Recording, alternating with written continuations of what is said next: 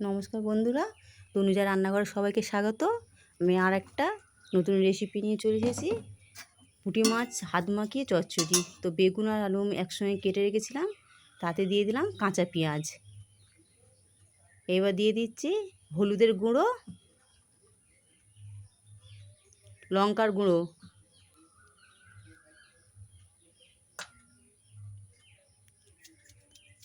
দিচ্ছি স্বাদ মতো নুন।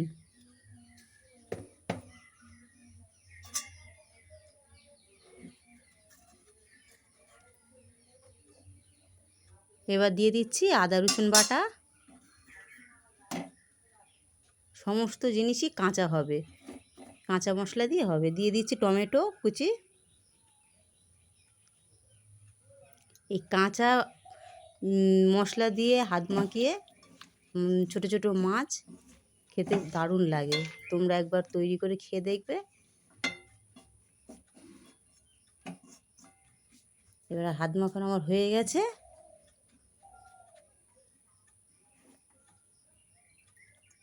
এবার তার উপরে দিয়ে দিচ্ছি হালকা করে ভেজে রাখা পুঁটি মাছ। কাঁচা মাছ দিয়েও করতে পারো, তবে কাঁচা মাছটা আমার খুব একটা পছন্দ নয় বলে আমি হালকা করে একটু ভেজে নিই।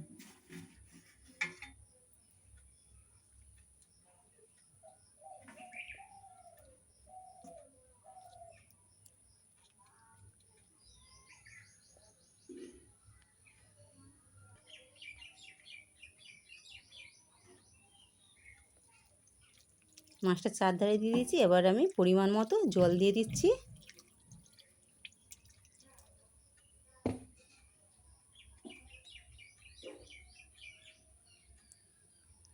আর সব শেষে উপর থেকে সাদা সর্ষের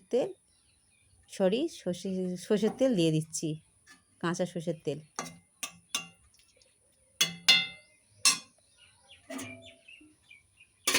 দিয়ে এবার আমি ওটা ঢাকা দিয়ে দিচ্ছি, হবার অপেক্ষা থাকবো।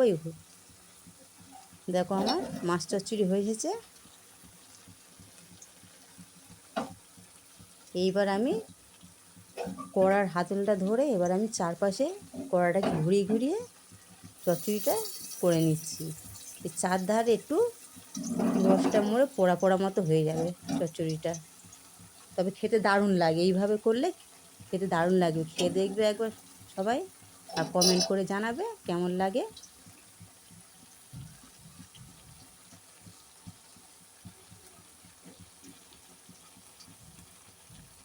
যারা আমার ভিডিওটি দেখছো তাদের অনেক ধন্যবাদ।